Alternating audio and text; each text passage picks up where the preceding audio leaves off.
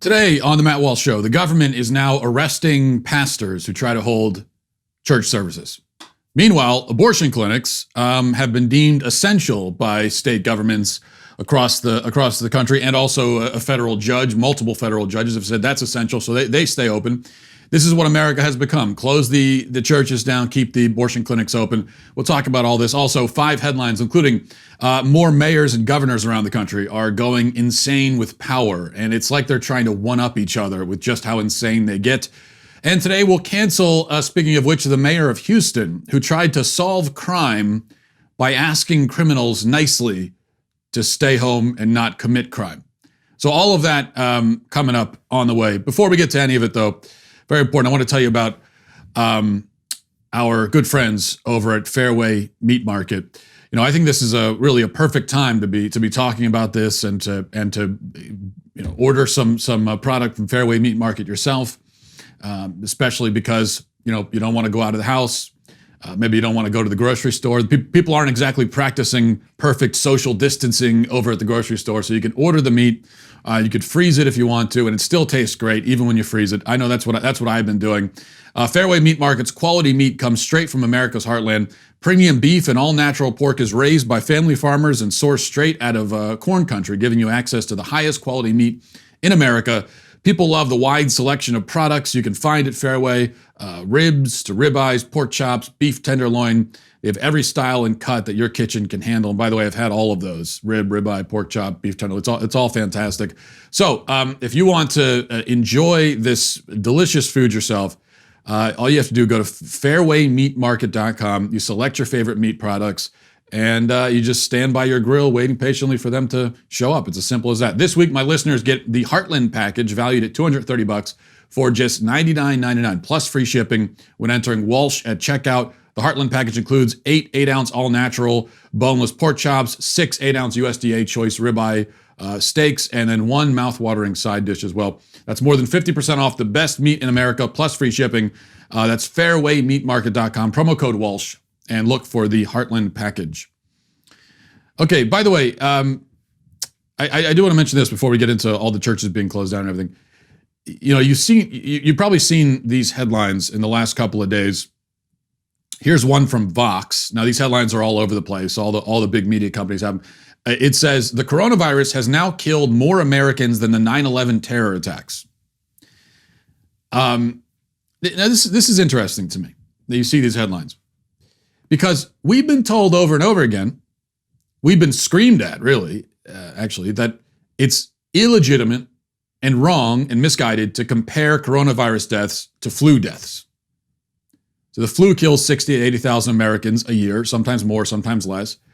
And we've been told, no, you can't do that. Can't compare it. Can't make that comparison. They're totally different. They're so different that any comparison just could not possibly be helpful.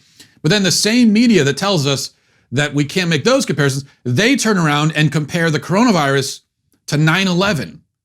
Now, wait a second. Hang on. Isn't a terrorist attack more different from the coronavirus than the flu is from the coronavirus? However different the coronavirus and the flu are, aren't they closer? Aren't they more similar, at least, than 9/11? Which comparison is closer? Which is more legitimate? Which is more illuminating? Which of these two things are more similar? A terrorist attack where people fly planes into buildings and a virus, or a virus and a virus? Which of those groups have more similarities? So why is it that the less similar group, the more strained comparison, ends up in the headlines, while the more legitimate comparison is anathema? And really, you're not allowed to, up until this 9/11 thing, if you haven't noticed, up until now, you haven't been allowed to make any comparisons between the coronavirus and any other disease, anything. If you try to compare it to anything else, the swine flu, polio, any kind of attempt of comparison you try to make, the Spanish flu, right? No, you can't compare it to that. Can't compare it to that. No, totally different. Oh, but 9/11, yeah. Well, now those two things, yeah. Now we can really make that comparison, put it in the headlines. Well, why is one allowed, the other not? Well, we know why. Because the 9/11 comparison makes the coronavirus seem scarier, and therefore it's okay. But any comparison that has the effect of making the coronavirus seem a little bit less scary is not okay. Okay. Now, moving on. So it's come to this. A pastor has been arrested for holding a church service in the United States of America. Okay, it's not a headline from China. This is happening right now in America. Let me read from the Christian Post. It says, Pastor Rodney Howard Brown, leader of Revival International Ministries and the River at Tampa Bay Church in Tampa, Florida, was arrested Monday for what officials say was the violation of a safer at home order, which prohibits large worship services during the ongoing coronavirus pandemic. Hillsborough County Sheriff Chad Chronister said that when he saw images of a crowded Sunday service at the church, he was furious. And he's angry, and he's the sheriff, so he can just arrest you because he's mad, right? We received an anonymous tip that Dr. Rodney Howard Brown refused a request to temporarily stop holding large gatherings at his church, he said, and instead he was encouraging his large congregation to meet at his church. Hillsborough County issued a safer at home order effective March 27th. The order mandates non-essential businesses to abide by the CDC's social distancing guidelines. If they're unable to do that, they have to shut down. Howard and churches are non-essential, it's been determined, across the country. In one fell swoop, we're just saying churches, not essential. Howard Brown argued that his church is an essential business and that the order violates his First Amendment rights. Seems like he'd have a case. The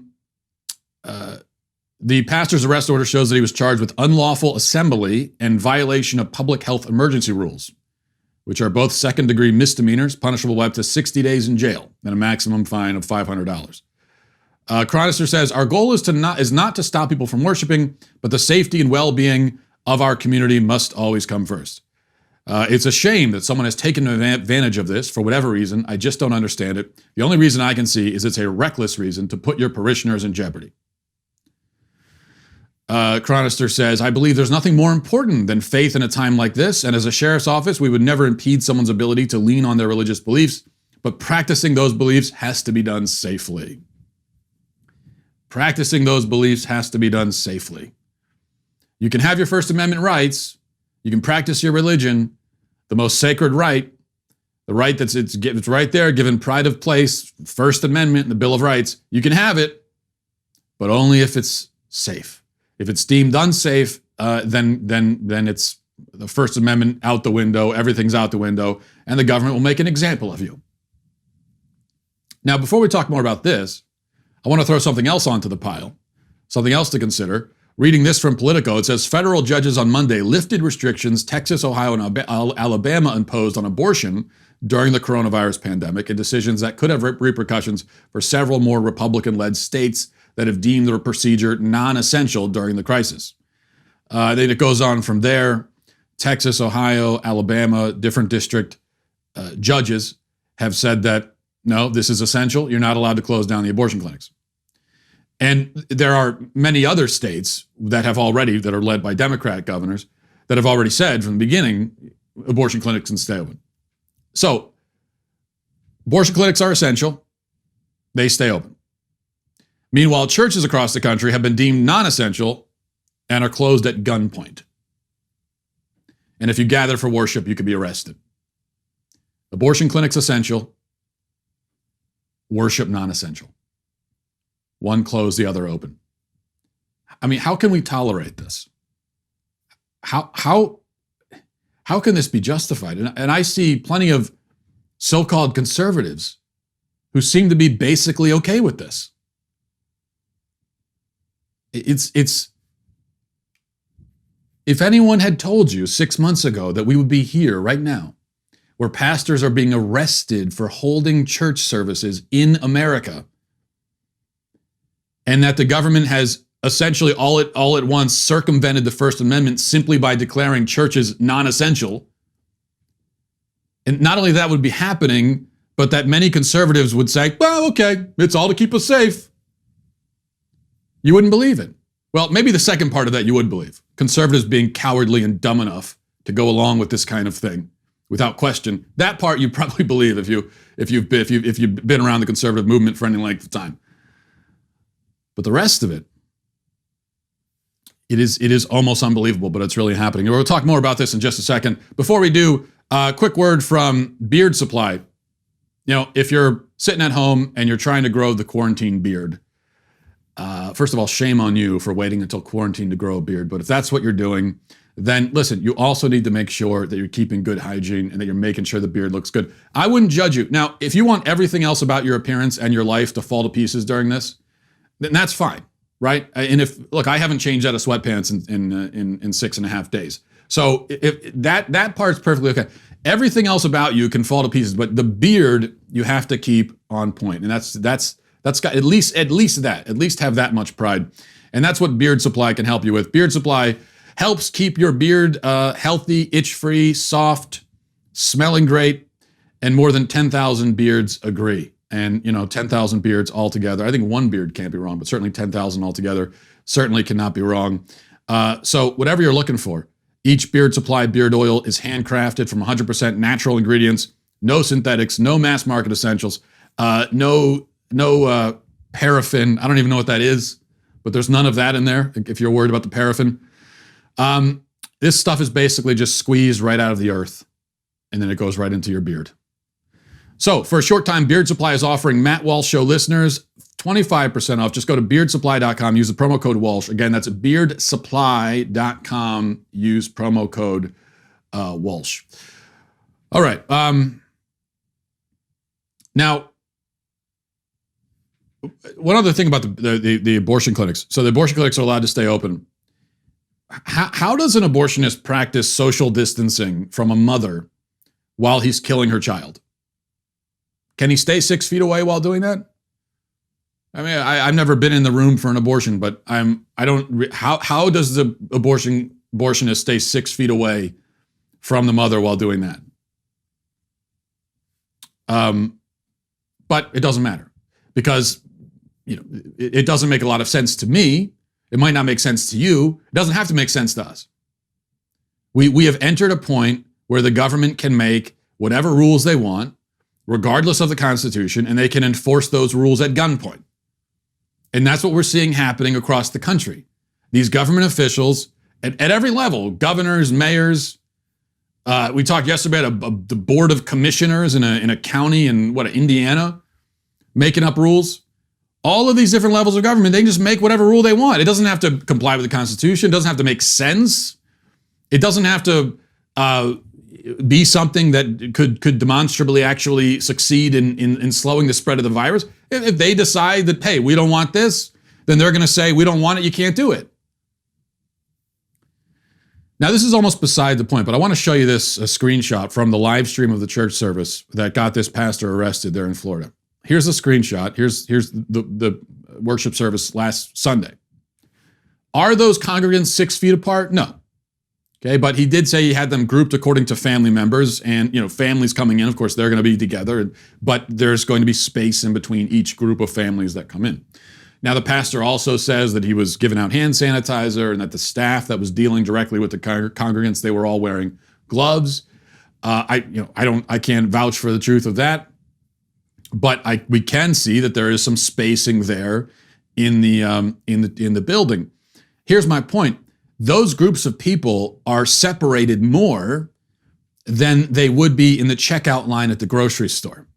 Yet I can still go into the grocery store for a bag of chips and wait in line with 20 other people 6 inches apart. I can do that. The government says that's essential. If I want to go to a grocery store 6 times a day, for whatever I want, I can do that. Buying chips at the grocery store, that's essential. Going to church is not. I happen to disagree. I think church is a whole lot more essential than a bag of chips. Government officials, though, have decided, based on their own priorities, based on their own preferences, their own opinions, that attending church could not ever be more essential than whatever reason a person might have to go to a grocery store. And they can impose that subjective viewpoint on the population at gunpoint. As all this is happening, I keep thinking about that Benjamin Franklin quote that is so popular, right? Normally, it's quite popular. And the quote, those who would give up essential liberty to purchase a little temporary safety deserve neither liberty nor safety. The interesting thing about that quote is it's so popular and you see it everywhere during normal times. But when it comes time for that mentality and that philosophy to actually be put into action, all of a sudden, it's out the window. Now we rip those bumper stickers off of our cars and hide them under the bed, stuff them in the closet, and then so that we can proceed to give up our liberty for safety. And then once the threat goes away, we take the bumper stickers out, we slap them on the bumper again, and we say, give me liberty or give me death.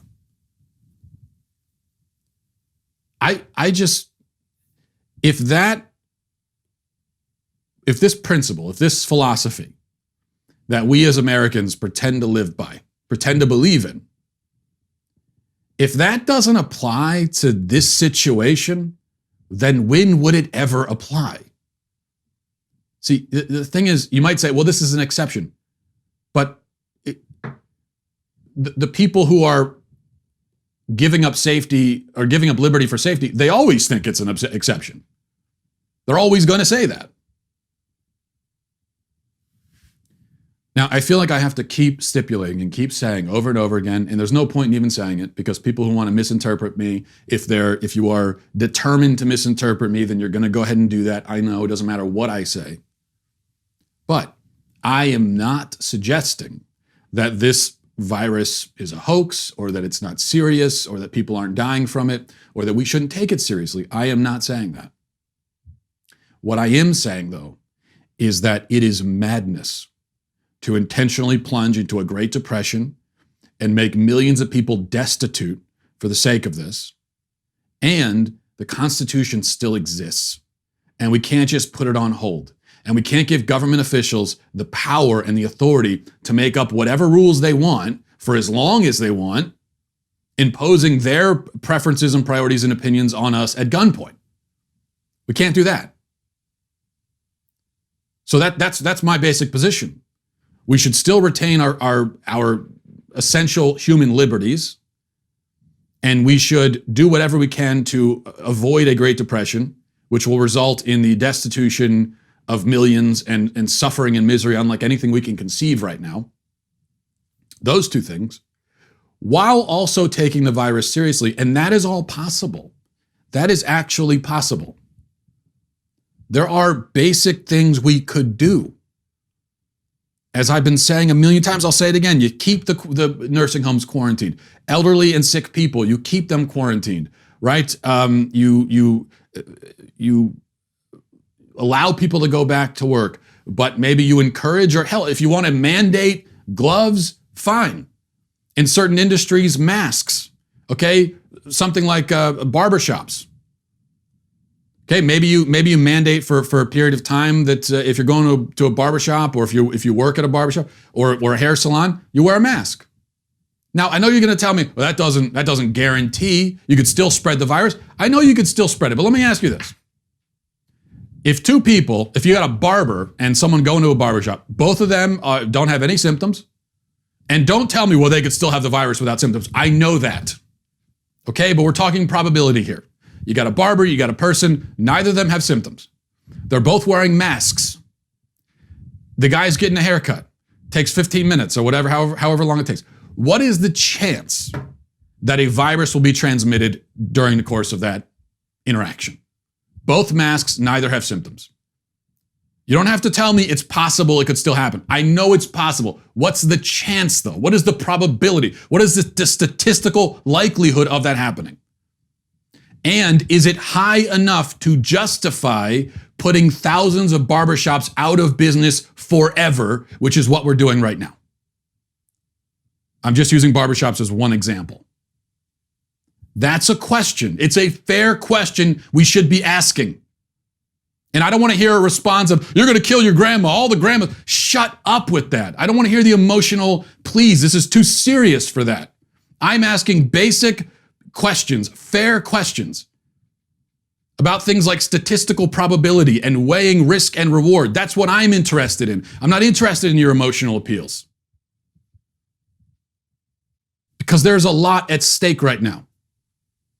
And putting millions of businesses out of business forever and having 40 million people unemployed in the span of a month, that is a serious consequence. And if you think that whoever you are watching this, if you think that you are going to, you're going to fly through this and you're not going to feel it, you will. As I said yesterday, there are a few people maybe who can go through something like an economic crash or a Great Depression and feel unaffected by it, or maybe even profit off of it. But you almost certainly are not one of those people. And so you are going to suffer too. And your family will. And your loved ones. Question I've been asking all along. Risk-reward calculation. What we're doing right now. Is it worth the price that everybody is going to pay? Is there another way of doing this? A way that would mitigate, at least to some significant extent, the risk of transmitting the virus while also, hopefully, staving off a Great Depression. I think there are other ways. We're not even considering those ways. And that, to me, is insanity. That is lunacy. It is... I feel like I'm surrounded by lunatics more and more each day. There are a few of us out here screaming this. I mean,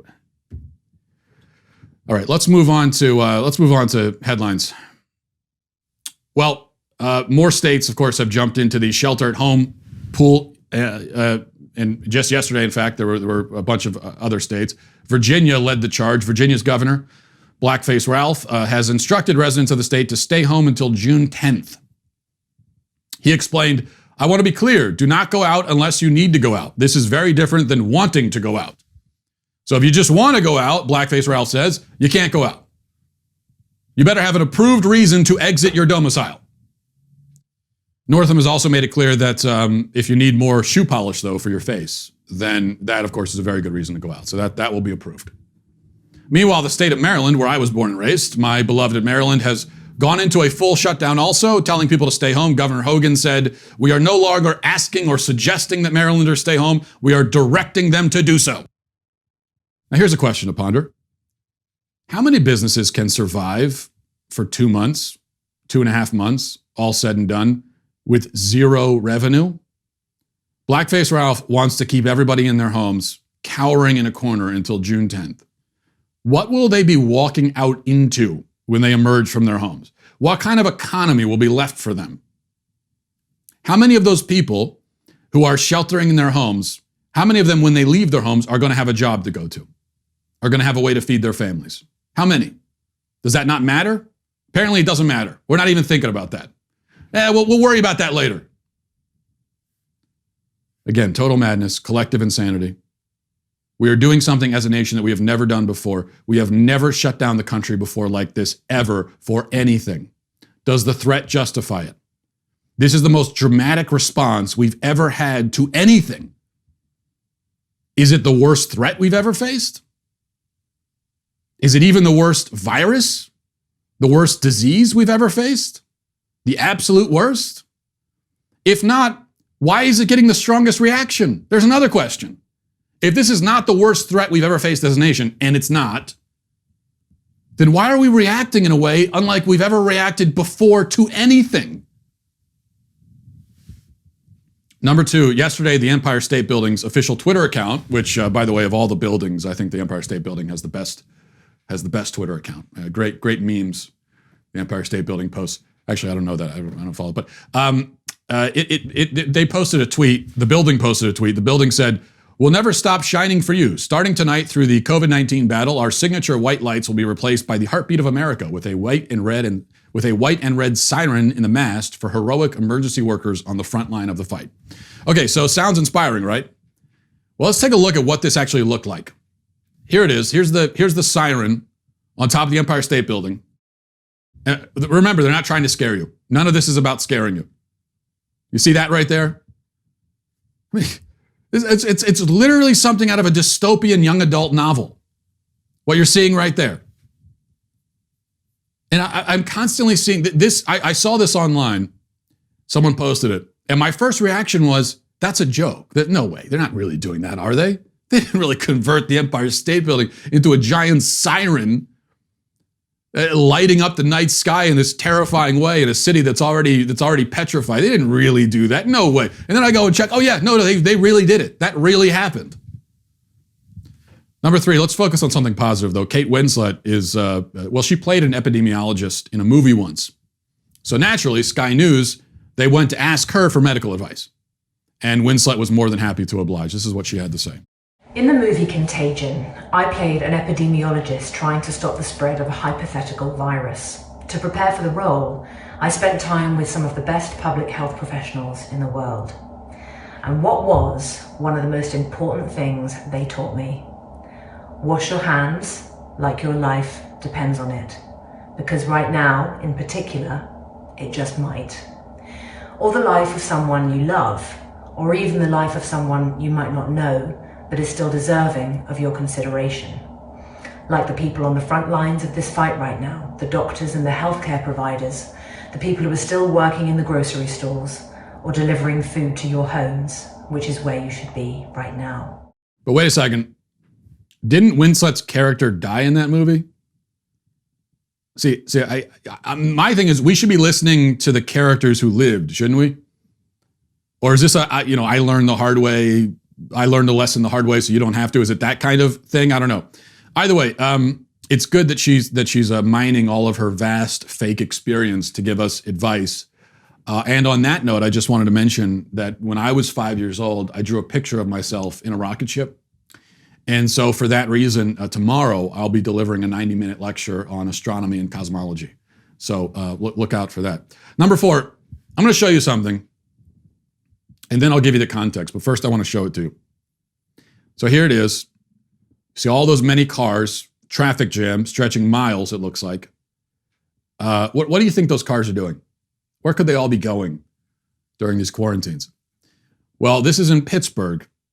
And those cars are waiting in line at a food bank. Okay. That's after 2 weeks. That's after 2 weeks of a shutdown.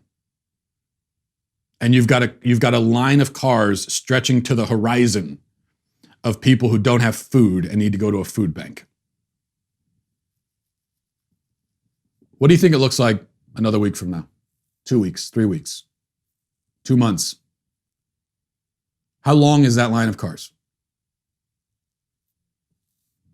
And how many people get fed up waiting for 10 hours in line for food and then resort to other means to get it? Number 5, and the DC Mayor Bowser has seen all these other mayors playing dictator and decided that she doesn't want to be left out in the cold anymore. So she has decided that anyone found outside their home could go to jail for 90 days. Found outside your home, you could go to jail. But the magnanimous Bowser, dear leader Bowser, she will allow you in her wisdom, in her generosity, to exit your place of residence for a few specified reasons. And here she is explaining what those reasons are. As I've said before, the only reasons you should be leaving your home are to buy groceries, pick up medicine, or to exercise with your own family because you have been advised to seek medical attention, or because you are performing an essential job. Personally, I'm overcome with gratitude that she would allow people to leave their house for something like exercise. Truly, her mercy knows no bounds. Thank you. Thank you, oh great Bowser. Thank you, oh queen, oh just, oh merciful. Oh beautiful Bowser, we praise you. We praise you. We praise you with all the choirs of angels. Yes, you're telling us who we're allowed to exercise with, which I mean, obviously is not something that you have any authority whatsoever to control. But we're not going to question that. We're not going to question it. We will comply. Because if we were to not comply, if we were to question your wisdom and your authority, then we would be personally responsible for killing thousands of people. So, because this is not the land of the free anymore. Freedom is scary. It's a very scary thing. We prefer to run into the warm embrace of tyranny. We run to tyranny's bosom, and we clutch so tightly to it. Now, let's go to your daily cancellation. In fact, before we do that, I want to mention to you again, if you haven't had a chance to check out All Access Live, then I want to encourage you to do that. You can go tonight, 8 p.m. Eastern, 5 p.m. Pacific. This is the more casual sort of, I don't even really want to call it a show, but it's something we're doing where it's just a conversation And if you're a Daily Wire member, originally the plan was to open it up to all access members, and this was something we were going to do months down the road or weeks down the road, but we've moved up the timeline. We've opened it up to anyone who's a Daily Wire member, and it's just a conversation. It's sort of a back and forth, very casual, and it's a way of us sort of having a little bit of companionship, I suppose, in the middle of all the isolation. So if you're around tonight and you're looking for something to do, which we all are, 8 p.m. Eastern, 5 p.m. Pacific, tune in, join us on the All Access Live show over at dailywire.com. And now for your daily cancellation, staying on the theme of mayors, we're going to be canceling the mayor of Houston. He held a press conference yesterday, and during the course of that press conference, he had a message that, I don't know, I'm somewhat skeptical that this will have the result he's hoping for, but this is what he had to say. And let me just make my plea. Until the coronavirus is resolved, criminals take a break, okay? Stay home, okay? Stay home. And don't commit any crimes. And that way, they'll stay safe and out of jail. And police officers will stay safe and can go home to their families, okay? So everybody chill. Crooks, criminals, you chill. Wait till the coronavirus is over, okay? I can just imagine, right, a crook at home watching this, and then his crook friend calls him and says, hey, did you want to go out and commit some crimes tonight? You want to do a little crime? I was thinking we could do some crime. What do you think? And then the other one says, you know what? I mean, listen, I know we're criminals and everything. It's what we do, but I was just watching the mayor, and he had this really great suggestion. See, he said, maybe we shouldn't commit any crimes, at least for the time being. Maybe we should just chill and not do crimes. And then his friend says, wait a second, so you want to not do crimes? You're saying you don't want to do crimes? Yeah, let's just chill, let's relax. Let's not do any crimes for now. Hey, listen, there will always be crimes we can do later on. Let's wait for the coronavirus thing to pass and just be cool about it. Actually, now that I think about it, I really can't imagine that conversation or anything like it actually happening. So it seems, and I know that many cities around the country are trying to get around this, but it seems like you're really going to have to actually enforce the law. And when I say that, I mean the real laws, the important laws, not the laws prohibiting people from jogging too much or jogging with the wrong person. Not even really the laws prohibiting people from gathering for worship. I think those are the less important ones that you just came up with out of nowhere in the last few days. But crimes like crimes against stealing, assault, that sort of thing, I think you're still going to have to enforce those. Yeah. So the mayor of Houston, therefore, is canceled. Now let's move on to emails, and we've got a Why I'm Wrong email. This one is from Eric. And this, I mean, my inbox and my messages every day, I've got an email. Almost, it's like they're following a script. It's this exact thing over and over and over and over again, to the point where it almost seems as if it's the same person sending it, but it's not. Because we live in a nation of parrots who will just repeat whatever they're told to say. So this is Eric. He says, Matt, I understand you want to go to the movies and restaurants again, but is that worth your grandma's life? I've been very saddened by the direction you've taken on this. You were always a champion for the pro-life cause. Now you would have people die just for the economy. Lives are more important than money, Matt. Okay, Eric. I was asking somebody this yesterday. I couldn't get a response. Maybe you could help me out with this. Please explain to me. You say, is going to the movies worth my grandma's life? The answer is no. Okay, I wouldn't kill my grandma to go to the movies. Like if my grandma was trying to prevent me from going to the movies, I wouldn't kill her to go. I wouldn't do that. But here's what I want you to explain, Eric.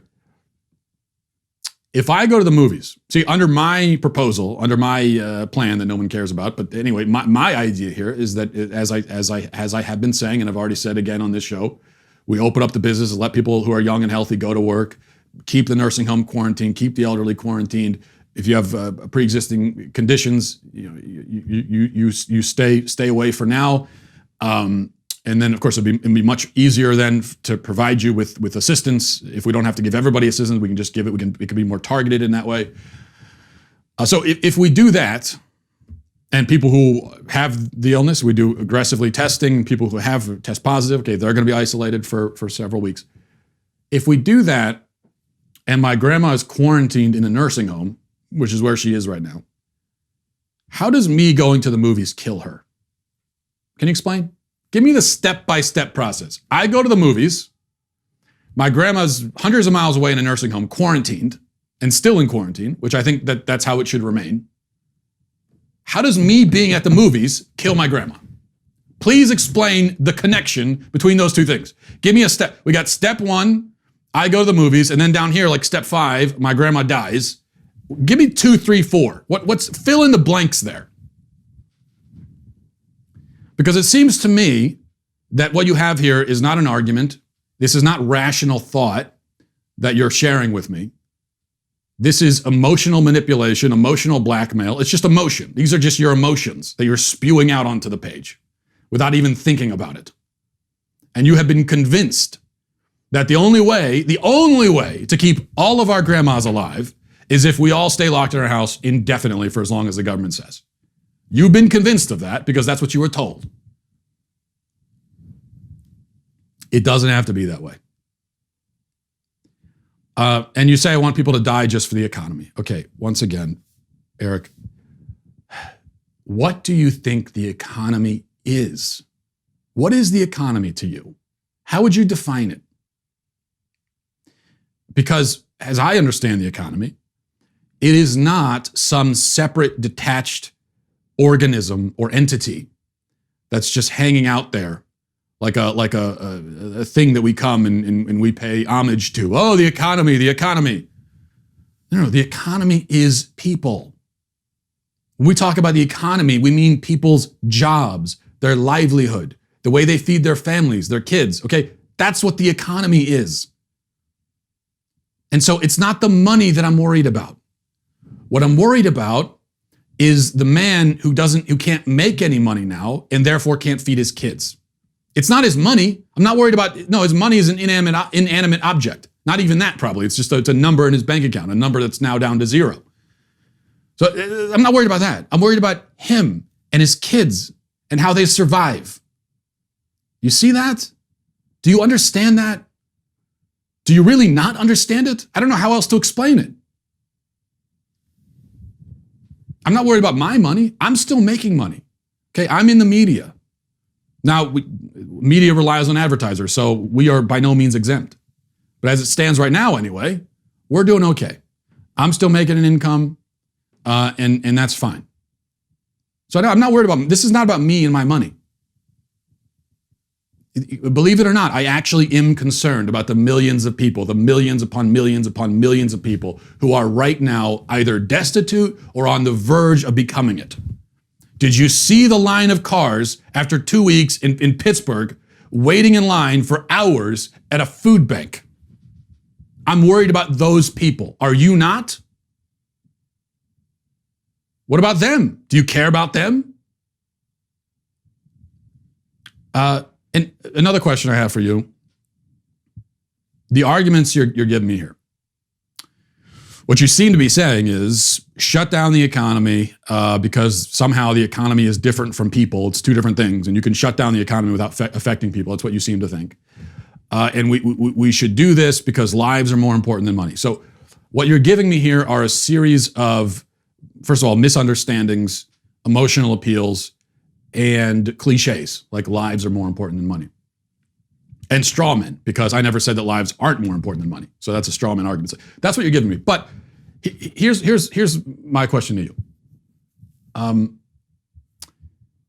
The swine flu, 10 years ago, back in 2009, swine flu hit. There was, I think, off the top of my head, you can check me on this, Google, but I think it was about 60 million cases of swine flu, 200,000 or so hospitalizations, and 12,000 people died. Did you, at the time, call for the shutting down of the entire economy to save those 12,000? Did you? Now, I don't know, Eric, but I guess I can't assume this about you because I have no idea, but I'm going to assume that you didn't. And the reason I assume you didn't is because, from what I could tell, nobody did. In fact, Most people, until this happened, most people didn't even realize that the swine flu, they remembered a swine flu. Most people didn't even realize that it killed 12,000 people. I didn't even realize that. When I first heard a month ago about the swine flu killed 12,000 in America, I said, what, 10 years ago? No, it didn't. And I looked it up. Sure enough, it did. See, when that hit, what do? We did nothing. We did basically nothing. We just continued living our lives, and it killed 12,000 people, and we just kept on living. Now, don't tell me that this is worse than swine flu. It's different. It's not the same. I understand that. It's not my point. Now, actually, it's not worse than the swine flu yet. Right now, it's not. But you might say it's going to be worse than the swine flu. Okay, that's a projection. That's an assumption. You could be right. Probably you are. I'll grant you that. This is going to be worse than the swine flu. Fine. That's not my point. Those 12,000 people, they were human beings. And it's 12,000 people. And they died. So were their lives not worth saving? I mean, why didn't you, even if 12,000 is lower than the ultimate death toll we're going to see with the coronavirus, let's say the coronavirus, let's go with the worst case scenarios that we're now being told. Originally, the worst case scenario was like 2 million in America. Now we're being told the worst case scenario is 200,000. Okay, let's just say worst case scenario, coronavirus kills 200,000 people. 12,000 is less than that. But still, those are human beings. Those are lives, a lot of them. Why didn't you call for the economy to be shut down for their sake? Are they not worth it to you? Do you not care about them? Do you not care about those lives? What's going on? Eric, explain it to me. Whatever your answer is to that, think about that question. Why didn't you call for the shutting down of the entire economy to save 12,000 people from the swine flu? Whatever your answer is to that question, I'm sure the answer is not, I don't care about those people. Those people are worth less than money. I'm sure that's not your answer. I'm sure you'll have some other answer, don't you? So think about that. And as you come to understand your own motivations as to why you didn't call for the shutting down of the economy to save 12,000 people, you might start to understand where I'm coming from on the coronavirus. Just something to think about. And we'll leave it there. Thanks everybody for watching and listening. Stay safe. God bless. Godspeed.